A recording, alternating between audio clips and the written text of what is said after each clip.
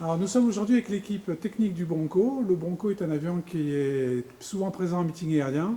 Et ce qu'il faut savoir, c'est que l'hiver, c'est la période de maintenance de l'avion sur laquelle différents entretiens et réparations sont faits. Et je vais laisser la parole à Dominique qui va nous expliquer le travail qu'ils ont fait sur ces dernières semaines et les semaines à venir.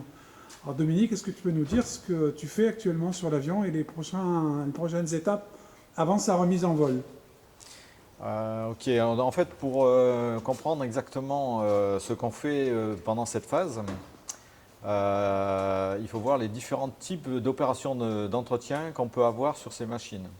Donc on a de l'entretien léger, servicing, enfin de l'entretien quasiment avant chaque meeting, l'entretien léger. Et puis on a de l'entretien comme on est en train de faire là cet hiver, qui est plutôt un entretien qu'on fait annuellement, on appelle ça des 100 heures un an, et on a des grandes visites, c'est-à-dire que quand on a des opérations importantes à faire. En cette phase de l'année, pour l'année 2025, en fait, on est dans la partie 100 heures un an. Et pour ce faire, on va faire des opérations sur les moteurs, sur la carlingue, et on va faire des dépannages, on va effectuer des dépannages sur des parties de l'avion qui ont été plus ou moins endommagées au cours de la saison, ou on va faire des remplacements de certaines pièces, quoi. Voilà. Sur la partie turbine, donc on est sur une année, on arrive au bout des 300 heures de vie de l'huile qu'on a mis à l'intérieur et on fait une vidange avec un contrôle de qualité d'huile. On va faire en même temps le contrôle de tout ce qui est durite, joint et positionnement en fait de toutes les alimentations qui peuvent arriver vers le moteur. Et enfin, on va faire une opération un peu plus particulière cette année, côté hélice, où on va approfondir, on va faire une détection de cric. Et en même temps, on va voir au niveau de certains joints le vieillissement, si ça a vieilli ou pas. Alors, je te coupe 30 secondes. Tu es très technique et c'est normal. Qu'est-ce qu'une crique? Alors, en fait, une crique, c'est à partir du moment. Donc, le métal, c'est une continuité d'atomes liés entre eux. Et sous contrainte de vibration ou de choc ou simplement le vieillissement, il se peut qu'en fait les liaisons entre les atomes, il y ait une rupture de liaison. Et en fait, on dit vulgairement, on voit une fissure. C'est une légère fente dans le métal. Donc, nous, on va faire cette année de la recherche de fissures, donc on appelle apparentes, c'est-à-dire qu'on voit à l'extérieur. Si jamais on voulait approfondir les examens, on ferait soit des tirs radiographiques, soit en fait de la recherche avec les courants de Foucault pour détecter des criques qui ne sont pas apparentes à l'extérieur. L'année 2024 a été assez intense, l'avion a beaucoup volé. Par rapport à cette année intensive, est-ce qu'on a rencontré des points d'attention particuliers apportés à l'avion? Alors, non, sur l'année 2024, en fait, on a eu un avion qui a été plutôt. Il y a eu très peu de pièces enfin, pas de dysfonctionnement, mais de points qui auraient pu attirer notre attention. Par contre, on a, tout à l'heure, je disais qu'il y avait différents types de maintenance et entre autres, je citais les GV, les grandes visites. Vu l'avion, nous on n'a pas opté pour faire une grande visite, arrêter l'avion longtemps et refaire une revue complète de l'avion. Pour autant, on applique une GV partielle, c'est-à-dire qu'on revoit chaque année une partie plus profondément que les autres années. Donc cette année c'est le cas. On a travaillé plus particulièrement sur les pièces mobiles de l'aile, donc tout ce qui est aileron, volet, etc. Et en même temps, on finalise pour pouvoir mettre en place les opérations Sunset. On avait dû apporter quelques modifications.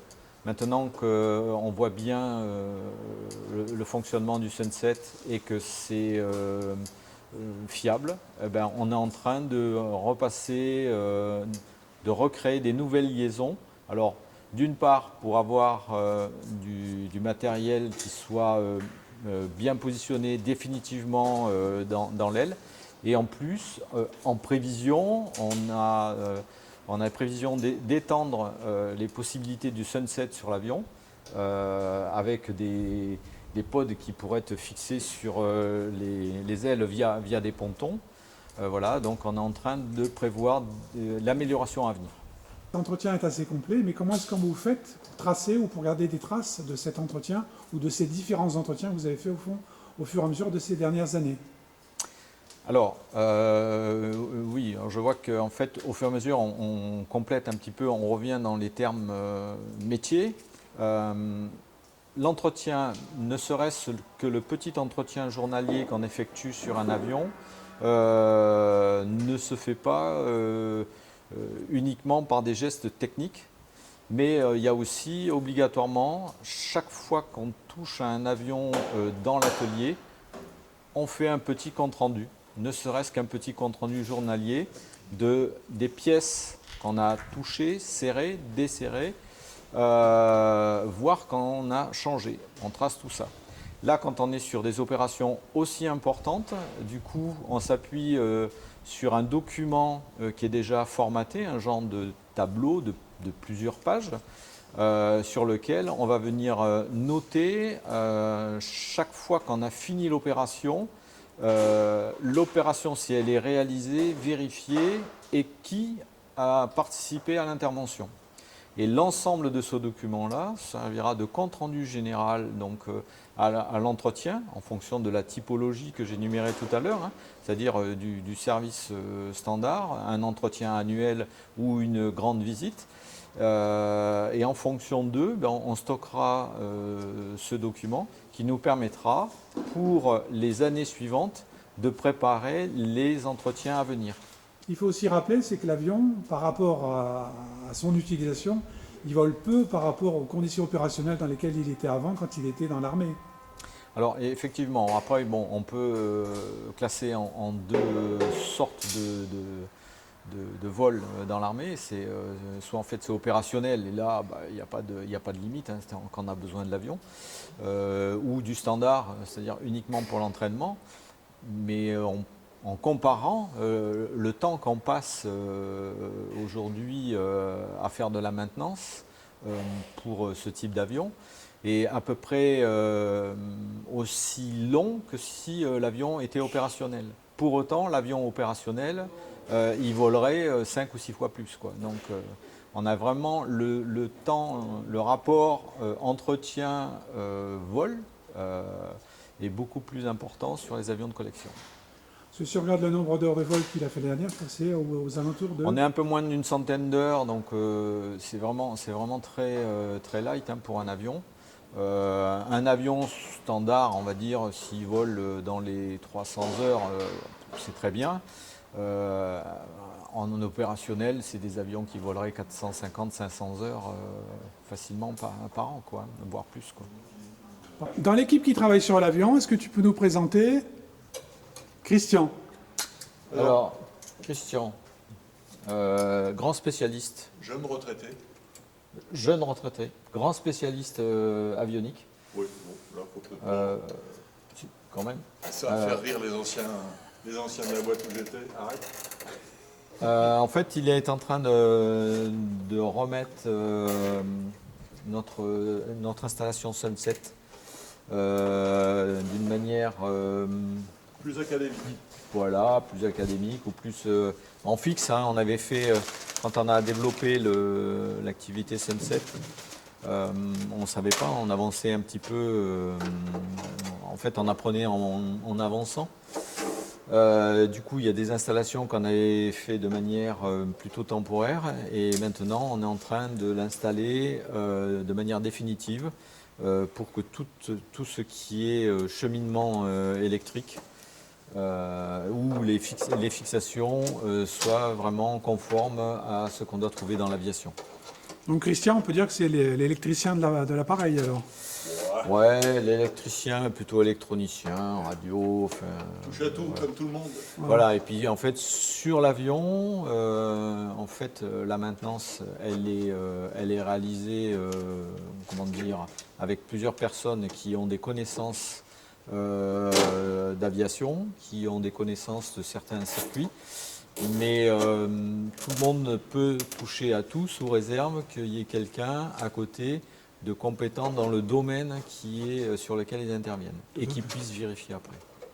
Je vous présente Jean-Paul qui en fait a un gros passé mécanicien, pas obligatoirement que dans l'aéronautique, mais bon, au niveau de travail sur le Bronco, ça fait quand même pas mal d'années qu'il travaille avec nous. 2010.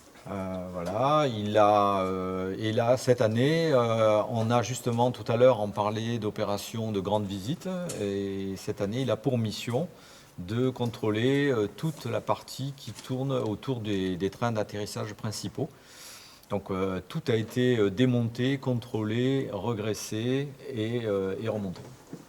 Donc pour expliquer au public, là, Jean-Paul se trouve dans la trappe de train. Voilà, Jean-Paul, il est à la place de la roue. En fait, quand l'avion rentrera son train en vol, en fait, il viendra complètement remplir la trappe, l'intérieur de cette cavité.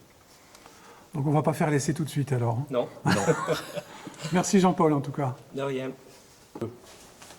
Si on n'avait pas les deux mécaniciens, donc, enfin les trois d'ailleurs, il y a Dominique qui est le responsable de l'avion en transition avec Alain Bess, et Jean-Paul, et Christian Maurice là, qui est parti faire un petit travail à l'atelier. Donc il faut quand même les remercier parce que s'ils n'étaient pas là, l'avion ne volerait pas. Donc ça c'est une chose très importante. Et il y a aussi quand même tous les gens du musée qui s'occupent vraiment du musée sur les parties. Donc derrière il y a le Mirage de Mylène qui est en train d'être remonté. Mais s'il n'y avait pas toute l'équipe du musée, j'oublie pas nos amis du musée qui sont sur le tracker à Nîmes, qui est encore à la sécurité civile. Donc s'il n'y avait pas tout ce soutien, le Bronco ne volerait pas et le tracker ne volerait pas non plus. Okay, donc il faut remercier les mécanos et toute l'équipe de bénévoles du musée qui gravite autour de nos deux ambassadeurs maintenant du musée européen de l'aviation de chasse. Voilà. Merci à tous.